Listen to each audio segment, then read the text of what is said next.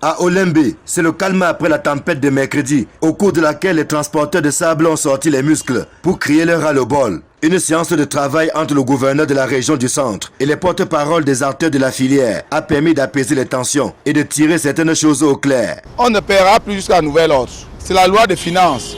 Mais la personne qui est chargée de distribuer, c'est on peut dire contractuel. Ce n'est pas le ministère des Mines, où la personne, on trouve la lettre de voiture à Bandiok n'est pas conforme à la lettre de voiture qui est à Bafia. Alors ça veut dire qu'il y a déjà le désordre. Donc on trouve les lettres de voiture photocopiées. Et ça se trouve 3 qualités de lettres de voiture dans un même département. Ce n'est pas possible.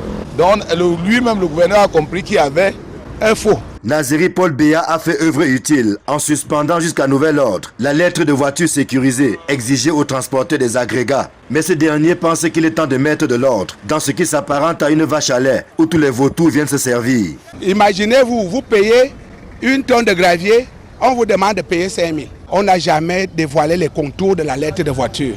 Il y a trop de tracasseries des chauffeurs. Lui-même, le gouverneur nous a dit qu'il vient d'être au courant.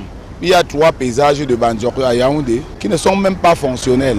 Mais ils sont là pour chercher l'argent. On éteint l'afficheur, d'autres se gâtent. Quand tu viens, tu montes, tu as l'amende de 80 000, tu as l'amende de 100 000. L'assainissement visé doit s'étendre aux autres mots qui minent ce secteur d'activité. Tracasserie policière, imaginez-vous, vous payez la lettre de voiture dans une localité ou dans une carrière. On vous demande de payer la mairie. À la sortie, vous allez trouver un contrôle de gendarmerie, police. On ne sait pas comment les chauffeurs peuvent s'en sortir. Après 3 jours d'arrêt de travail, couronnés par la pose des barricades sur la voie publique et le blocage de la circulation mercredi, c'est avec le cœur léger que les transporteurs de sable, gravier et autres agrégats ont repris leurs activités, avec l'espoir que plus rien ne viendra encore perturber leur sérénité.